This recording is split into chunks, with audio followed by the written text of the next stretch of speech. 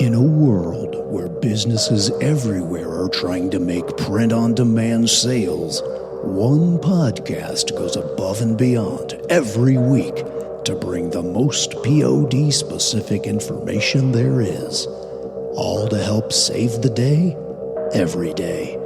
Don't succumb to the enemies of your print-on-demand business. Sign up today for the Print On Demand Cast VIP email at printondemandcast.com/VIP.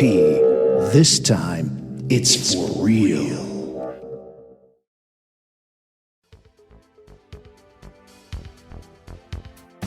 Radical! Welcome to this week's episode of the Print On Demand Cast. Each week, join the gnarly Travis and Josiah as they provide insight into the print-on-demand industry and equip you with the totally tubular tools, advice, and strategies you need to achieve success, and hopefully have a few laughs along the way. Now on to this week's Totally Tubular show.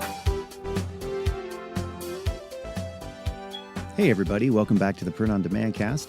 In this week's episode, obviously it's just me again, and this one's just going to be audio only because I wanted to share with you the audio podcast that I recorded at Printing United on the floor. So the audio is a little bit rough. I tried to, make it as good as I could, but I'm no audio engineer, so having to, you just have to kind of deal with it, but it's not terrible.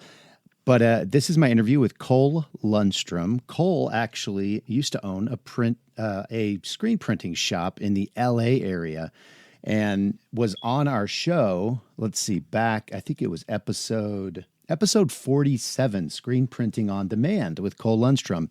And this was back when I first met him. Since I met him back in episode 47, we've seen each other at a bunch of different events. We've been on panels together talking about automation, and you can tell we've grown to be friends now, and you can tell by some of our banter on the show. But he's a really good guy. He knows so much about not only just the printing industry, but marketing in the printing industry, specifically with local type things. And, because he obviously ran a local print shop in LA, but he was doing business all up and down that greater LA area, and even beyond that. So anyway, I'm going to get out of the way and let you listen to this. But before I do, I can't let a week go by without a weekly dad joke. Time for the weekly dad joke. Okay, well, this week's weekly dad joke is an oldie but a goodie. In fact, I think we've said it before on the podcast, but it's just so good, because you've heard it said, an apple a day keeps the doctor away. Well, it's true. At least it does if you throw it hard enough. And that's our weekly dad joke. Hope you enjoyed it. Hope you share it. And stick around after the end. I'll play you some outro, or after the outro, I'll play a little bit of funny banter that Cole and I had before we actually got started. And there's an extra dad joke in there. I'll just kind of rip back the curtain for you. You can check that out after the outro. But let's waste no more time and get to this week's main event. It's about time for the thing you've been waiting for, the main event. Hey, welcome back to the Print On Demand Cast. This is a special episode direct to you from Printing United 2024. I am here actually in the Printing United, in the Apparelist zone, with a good friend of mine, Cole Lundstrom, who is actually working with Omniprint? Yeah. Okay, yeah. So he's working with Omniprint on a new DTF project, I guess, called Click Peel. And it's, in my opinion, probably one of the best, if not the best, DTF films or DTF prints you can get to do DTF transfers at your house. So I'm here, I'm in the Apparelist zone, I'm at Printing United, I can see people, they're doing things. They are doing things. They are doing things. And we're live. And we're live. And so this is going to be a special episode. Cole, good to have you on the Print on Demand cast. Yeah, thank you. It's good to be here. It's always fun to come to the trade shows because we get to run into so many people and we get to get into some trouble because it's Vegas. So it'll be fun to run around and see what everyone's up to. Have you been able to be on the show floor that much? Yeah, I've walked a little bit. I did a Print on Demand panel. We talked about print about an hour ago. But before that, I kind of walked around a little bit. But there's just so much to see. I mean, I don't even know that I'll see the whole thing in the 3 days that I'm here. So tomorrow, I'll probably venture over to the central area, which is a whole nother basically trade show, you know, over there. But where we're at in the south, is it the south building? Hall. South Hall, right, is mostly, I mean, it's a lot of apparel decoration, but it's also like laser engraving, UV printing, a lot of screen printing, and all of the various sundry things that come along with screen printing. There's signage things happening, sublimation. What am I missing, Cole? Yeah, I mean, you got most of it nailed down. It's a lot of the promo products that you would be used to. I've seen some cool, leather patches for hats, stuff like that. Yeah. There's a lot of stuff that's heat pressable. This year, I've been seeing a lot of things that you just adhere straight onto the item, even if they're the ones who laser cut it. But yeah, a lot of cool products and a lot of things that are easy to upsell to your customers. Yeah. One of the cool things that I had a really good conversation with the guys from Epilogue, who I actually saw on the monorail and was asking them where they were from, because Epilogue, their headquarters is actually in Golden, Colorado. So I've talked to some people from Colorado, my home state, and saw them at the show, obviously, in the booth, and I walked over to him, and he was showing me this really cool idea. So we used to have UV and we had laser at our old shop, and I used to UV on, a piece of acrylic or a piece of wood or whatever, and then I'd take it over to the laser engraver and I'd cut it out, and it made a really unique product. And so now that I don't have UV, I haven't really been thinking that way because, of course, I still have a laser engraver, though. So I was talking to them about my Epilogue Helix, and he was telling me that they are now using DTF to do basically the exact same thing that I was doing. And he showed me a sheet that it was about an eighth of an inch thick, probably like a birch wood, and that they had DTF'd all of these really cool logos on and everything. And he had some that he had kind of cut out in a shape, and then others that he had dialed in to actually cut it exactly around where the DTF transfer. He had some figurines, that like characters, I guess, that he had cut out right along the lines, and they were really freaking cool. We were thinking ornaments. I was thinking maybe we could do coasters, drinkware, that type of thing. We're gonna. Well, and I've got an 8-year-old, so we're already doing those balsa kits. So imagine a full color balsa kit. What's a balsa kit? It's like the balsa wood that you put together the airplane, or you put together I'm from Kansas. We called it balsa wood. Oh, okay, sorry. but you put together the T-Rex, you put together the airplane, whatever. Doing that full color would be such a cool kind of difference. Or imagine doing a higher level one that's a plane with the details and the prop, and you're able to put together basically 3D models, but they're laser cut builds. Wow, that's that would be a great use of this. And they'd look technology. great on a shelf. They would just look cool. How much do you remember how much the balsa wood existing puzzles that don't have any DTF or any color to them at all? They're just basically the wood. And, the garbage ones with no features are 10 to 15. Okay. With no features and the cheapest wood possible. Yeah. So something that's a little bit more shelf worthy. I think you could definitely get into the 20, 25 range. Yeah. And it's they not don't have to be costing that you much. They don't have to be that big either. No. Yeah. And once you have that template to cut that puzzle, quote unquote, out. Or 3D snowflakes for the Christmas tree, keychains, a lot of cool little weird stuff that you could do. Also, custom keychains for mountain towns. So the little, you go in, you want to buy a keepsake, and you end up with a $10 or a $15 keychain that's wood with the print of the local ski mountain. Yeah, totally. Yeah, so I've seen a ton of stuff on the floor. I wanted to shift our conversation though a little bit because you and I have had similar paths. I've told people on the podcast about how, I used to have a print shop, and then I got out of that last summer. And it's interesting because we didn't meet for the first time, because you were on the show way back. I'll have to link that episode in the show notes. But you were on the episode way back talking about screen printing versus DTG, and but we really kind of connected in Long Beach this year, earlier in January, and you were asking me a lot of questions about my shop and all of that, and then I hear you on another podcast talking about how you also shut down your shop. Yeah. So I'd love to hear, kind of an abbreviated story, how you came to that decision and how the print industry as a whole kind of led you there. Yeah, so going back to the very beginning, started in 2012, started on a manual, outsourced a lot, ended up with 3 autos, 9,000 square feet, multiple DTGs, and a staff, depending on the year, of up to 14 people. It became the kind of business where we needed to do like 130K gross revenue to be okay. And so what I found myself doing... And that's per month. That's per month. Yeah. Oh, man, if only it was per year. Right. So I found myself in a place where I wasn't just having a bad month where I didn't make money. I would straight up lose money by being open.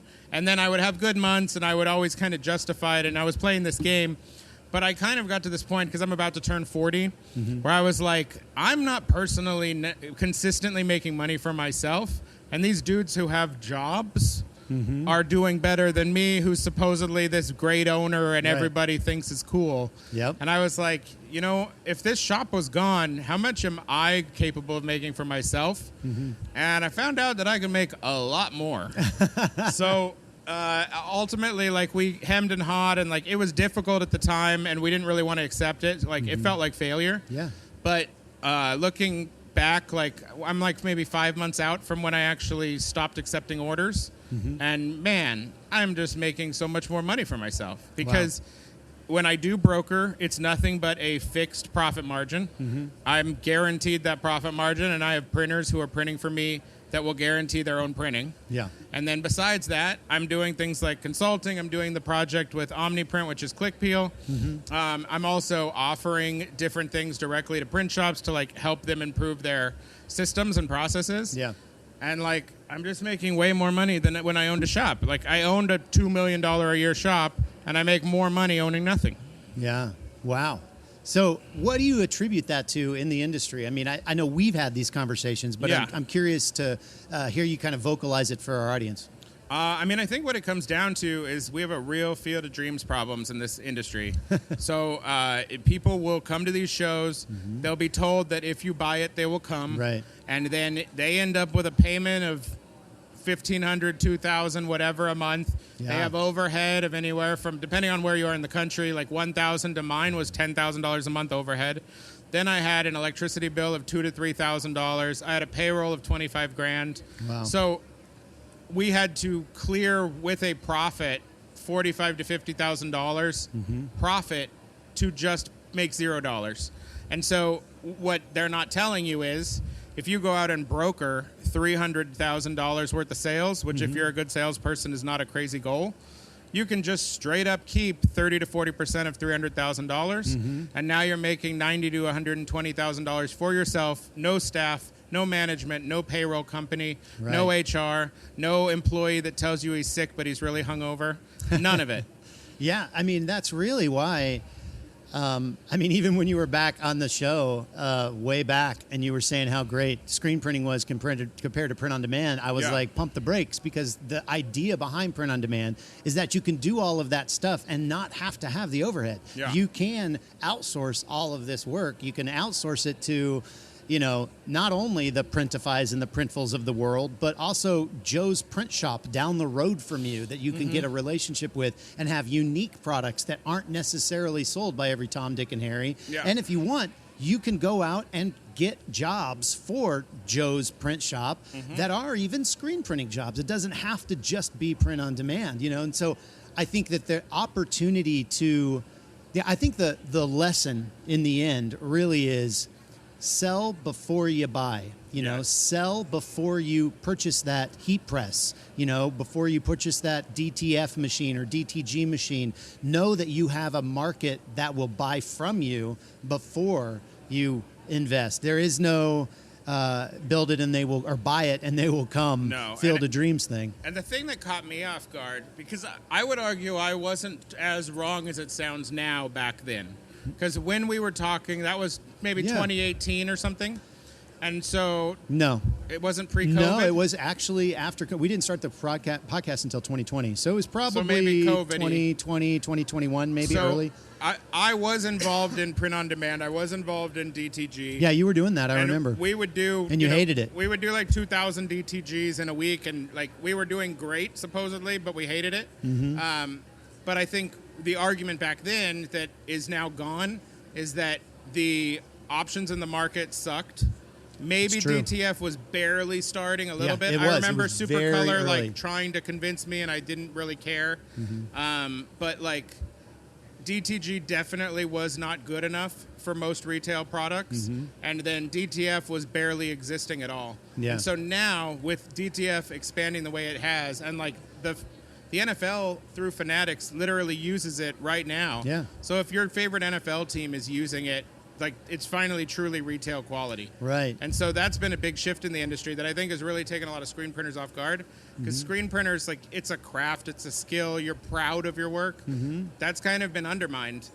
So you can't, 2018, I knew the print shops that were as good as me in LA. And even in a big market like LA, I could name the people as good as me. Now, every single person, no matter what, is as good as you, because they're just going to grab a DTF. Yeah. And the market has dictated that they don't really care, apparently, care. Because, like you said, NFL's using DTF. It's over. So they don't care. Yeah. So one of the things that I would love to hear your kind of advice on is kind of that new person who is just getting into it, and like, what would you say to somebody who's just getting into the print on demand? Maybe they're just starting to sell print on demand, like on Etsy. And one of the things that I always say on the show, and this is a super leading question, but I really want you to say the thing that I want you to say. Okay. But the one thing I always say on the show is that print on demand doesn't have to just be online. And right. I think that your story and even my story and the things that we're talking about here really point towards this in a huge way. So how would you tell somebody who is maybe just starting print on demand and they're just learning, they've found their vendors, they've decided what they're going to sell, they have some graphics and whatnot, and they're creating listings. What would you tell that person to do to be successful in a relatively crowded online market right now with print on demand? Well, I guess to follow up, are these people selling direct to end consumers, or are these maybe bulk orders? Most of them are selling direct to the end consumer. They're buying 1, 2, 3 shirts. Maybe they're doing some personalization, but it's all, on Amazon or Their brand or Etsy. World's number one mom, yes, born on this date. Yep, world's okayest Cole. Yeah, exactly. I mean, I would say that, and you would be a better expert on this, is like your listings is unbelievably critical. I've seen very good artwork on very, very badly optimized websites. Yep. So bad SEO, bad listings, no social media, no reviews, and then sure, your art's cute, but you are not going to get any eyeballs because Google's bots don't even know you exist. So I would say descriptions and listings are critical in this kind of a game. And then besides that, I would say that you'd want to make sure that your margin is as healthy as possible. If, when possible, get slightly weird blanks, slightly unique items. Because I think that if you offer on Amazon 100% cotton Gildan shirt with a funny phrase everyone's ripping off, it's a race to the bottom. But if you have, some sort of recycled eco-poly shirt that then has the unique phrase or the unique mountain town or whatever, you're offering something that most of the other vendors don't even want to offer. So then people can feel good about buying from you because you're a little bit more unique and you're differentiating yourself in the market. And you can reflect that in your pricing. Oh, yeah. If you're the eco recycled water bottle T-shirt and you've got the mountain town that's a specific vacation town that very few people are going to go after that market. One of my old customers, who actually is now with one of my old employees because she transferred over when he opened his own shop, she does 600-700 units every single month for nothing but Mammoth. Wow. There's 8 or 9 different gift stores in Mammoth that she does stuff for. They're all ordering 50 to 100 units. Yeah. She's charging them $14, $15 wholesale, and then they're selling it for $30 all day long. That is more of a bulk example, but she's really not working that hard, and she's bringing in good revenue. Yeah, I think, all of that was great advice. You didn't take the carrot, though. The thing that I couldn't find the carrot. I know, apparently not. I didn't make it as obvious. It wasn't printed very well, apparently. No, it didn't transfer. It didn't transfer. Ba-doomps. Yeah, we haven't had a weekly dad joke on this episode, but it's a bonus one, so too bad. But there it was, I guess. So you kind of got one. It's on social media. Yeah, it's on. So go find it on social media. Go find us. Okay, my point or my thought was, print on demand doesn't have to be freaking online. I mean, there is so much business out there. There are so many opportunities for people to take this technology, and even if they're outsourcing all of it, even if they are, giving it to Joe's screen printing shop or whatever, it is a different business model. I think that's what's scary, because people don't necessarily they don't think that they have the ability to sell. But my personal opinion is that everybody's in a network of something. You're in the PTA, your kids play Little League or whatever. You have a network, and those networks always have business owners. They always have, nonprofits that those people are involved in, and all of that stuff. I have been involved in so many different businesses just from my network, not even from when I had my shop. I mean, yes, obviously I had the Google flag and, planted the Google flag and got a lot of people in through that avenue. But I have so many other people that just from my church, they know I do printing, and they've come in to me and, they've ordered, they continue to order even when I'm now outsourcing some of those orders because I don't have the print equipment to do them in-house anymore. So that was the carrot. So with that carrot being revealed, how would you say, first of all, would you recommend that somebody that just wants like a side hustle that's doing like an Etsy or an Amazon, and they like art, and so they made some designs and they're trying to make a few extra bucks online, would you even recommend that person tries to tap into their network and maybe make a relationship with a local print vendor and start outsourcing some stuff? I mean, I think this is exactly why we're doing the click peel thing. Is for us, we're doing the click peel because you kind of need volume to justify those relationships. If you walk into a print shop and you say, I have a 30-piece order, give me an amazing price, and then you don't talk to them for 5 weeks, you're not going to get great pricing. It's just not, it's not going to work. You're not going to get that relationship out of the bag with no experience. What we're doing with ClickPeel is we're doing 2 cents per square inch transfers. So you're getting the kind of volume pricing that anyone gets, and you're able to have those transfers show up to anyone with a heat press. So you could either outsource it to someone with a heat press and they'll charge you 50 cents to press it, or you could own a $400 heat press in your apartment. Right. And you can knock out a 30-piece order, but you can charge those customers $18, $21 a unit. If it's a hoodie, you could charge them $26 a unit. And you're paying $1.10 for the transfer from something like a ClickPeel. Yeah. And so you're not going to someone like a Printify in that situation. Right. You're actually paying far less than like a Printify. You are slightly hands-on if you do the heat pressing yourself. But what you're really doing is you're building up the volume to justify the relationships in the future. Right. So because you can say, hey, guys, I do 700 units on average a month. I would like to start outsourcing them so that I don't heat press them myself. That's a conversation the print shop's excited about. Right. As opposed to a conversation where it's like, I have my first 18-piece order. Now give me a great price. They don't want to. Yeah. No, that's great. That's great advice. And I just being honest, I don't know how many of our listeners are actually like excited as I am about this particular opportunity. And I think part of it is because, and I talk to everybody, I tell everybody, go to the Impression Show in Long Beach, go, find a local NBM show. I think they're called Graphics Pro Expos now, go find one.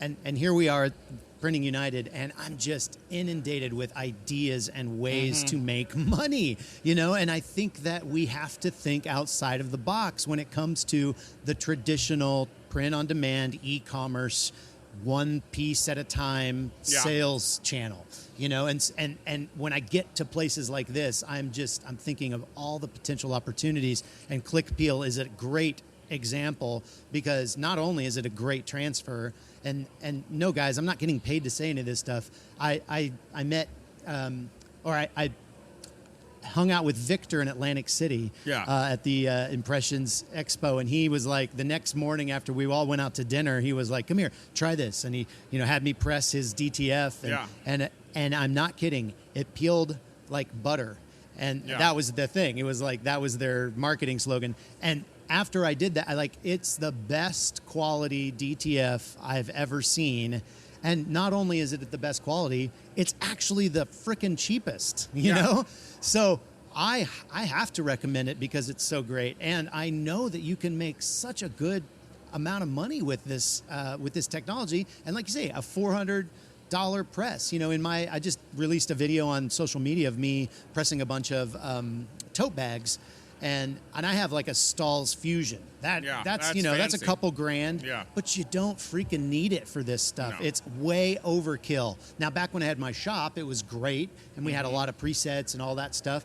But now I don't even need it, because I'm literally using either like the ClickPeel, the Omni Print DTF, or I'm using like a Goof Proof from Stahl's Express or Transfer Express, which, if you're doing a one color, might even be cheaper than, and in bulk, might even be cheaper than a DTF option.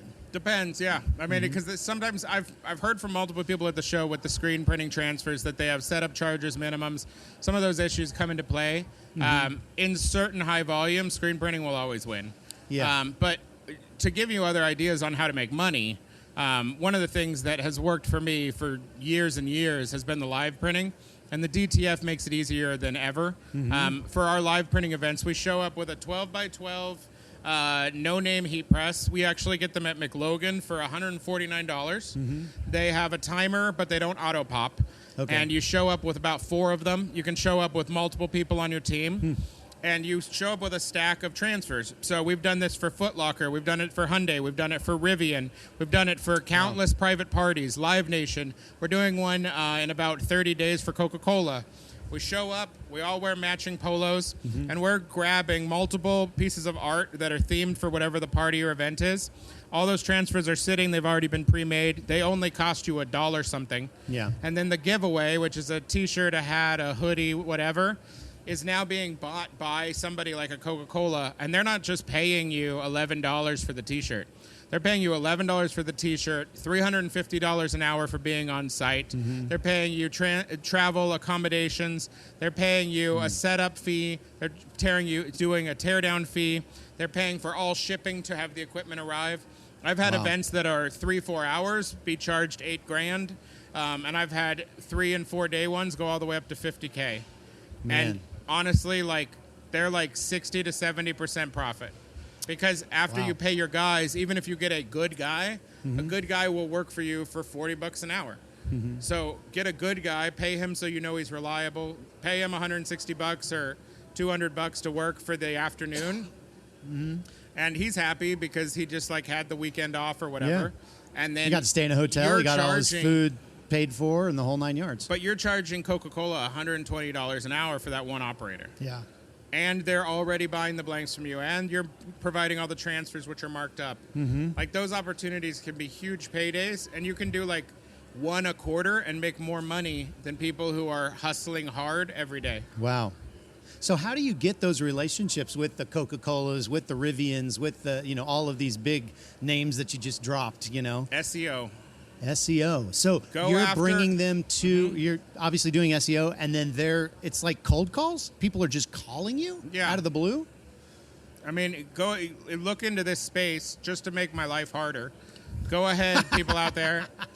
Go ahead, look into this space for your area. You live in Atlantic City. Type Atlantic City Live Printing as if you're a marketing agency trying to figure out an event in 2 months. Gotcha. Yeah. I can name to you out loud the other companies besides me that will show up for Atlantic City Live screen printing or Atlantic City, you know, live event marketing, whatever it is you want to put as your thing. Yeah. There's about 3 of us in the entire nation that will show up. No one shows up. Well, we're cutting this from the podcast. Well, I'm just saying, like, the opportunity is there, and Yeah. you could control Denver. Someone else can control Houston. Someone else can control Dallas. Yeah. But right now, what's happening is, like, I get flown to Miami every year, no matter what, multiple times. Wow. I get flown to New York. I get flown to Colorado. I get flown to Ohio because nobody in the entire state of Ohio has decided to make a website that says that I will do a live event. Yeah. And it's crazy. Wow. I That mean, is nuts. It's not even good SEO. It's just any SEO. Yeah, at this point, now Yeah. after this podcast, with our millions of Well, listeners. if you do it, then reach out to me and I'll help you get staffed. Because we have staff that we've already set up around the world. That's so cool. Like, we have people in different cities so that they can fly in faster than Yeah. like somebody leaving from California. That is so awesome, man. Well, Cole, I'm going to go ahead and wrap this up. Like I said, this was a bonus episode for the podcast, and there was a lot of bonus material, a lot of gold nuggets that we talked about. I think, I don't know what I'm going to title it, but it's going to have to be something with like print on demand is more than just online sales. You know, Cool. There's just so much stuff to this. But before we wrap it up, I'd love for you to kind of give a spiel on ClickPeel. Tell them how to find it. If it's Yeah. somebody wants to get a sample or something, just share everything about ClickPeel. Yeah, so it's clickpeel.com. We're doing 2 cents per square inch, which is as cheap as the industry goes anywhere on this show floor. But we're not doing it at high volume. We're doing it literally at as few as 1 transfer. So we don't want only your high volume business. We want all your business. So go ahead and give us 32 different designs and have us do 5 of each. We don't care. You'll still be set at that price. Clickpeel.com has an order form for you to fill out for us to send you samples. We have second-day air shipping nationwide for $18 flat rate. We're shipping out of California, so if you're in the Southwest, UPS Ground will be a 1-day ship anyway.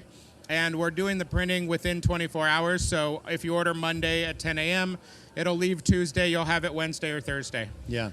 So it's a really great solution. The printing and the resolution looks fantastic. We're using these machines that cost about $45,000 each. So the quality is what you would get out of being a very professional shop yourself. And if you have any issues, just directly reach out to us through the website, and we'll reprint anything for free, regardless of what you did wrong. Wow. Yeah, and like I said earlier, it literally is, in my opinion, the best DTF transfer on the market. Thanks. It's so gorgeous. It looks gorgeous. It peels gorgeous. And it's so thin. And it's very thin. I've had nothing but customer excitement when I hand them the final products. So, well, thanks, Cole, for being here. This is, first day of the show. I know. There's so And much more to go. There's so much more to go. I'm excited. And thanks for being on the Print on Demand cast. And we'll see you next time. Yeah, thank you. Bye, guys. Hey, babe, thanks for listening to this week's episode of the Print on Demand cast. We hope you enjoyed the Totally Tubular Show. If you got a question or a suggestion for the show, send Travis and Josiah an email at info@printondemandcast.com. Want to be wicked nice? Take a minute to rate and review the show on iTunes or wherever you get your podcasts. And don't forget to subscribe now so you don't miss next week's episode. See you next time, for sure.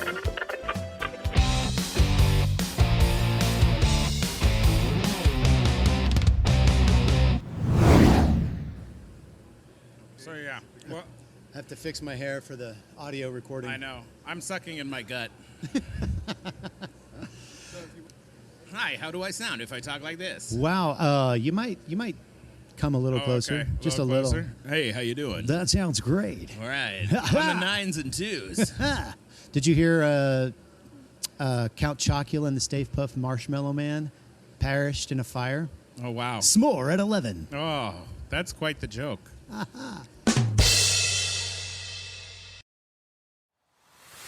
Hey there, Pod Pals. Are you a print-on-demand creator looking to stay ahead of the curve? You want to know exactly when to launch your designs for every key season and event? How about a chuckle with an extra dad joke to brighten your day? If you said yes to any of these, then it's time to join the Print on Demand Cast VIP list. As a VIP, you'll get our free annual design calendar, an amazing guide to help you time your creations perfectly throughout the year. And of course, we'll include a bonus dad joke each week as well.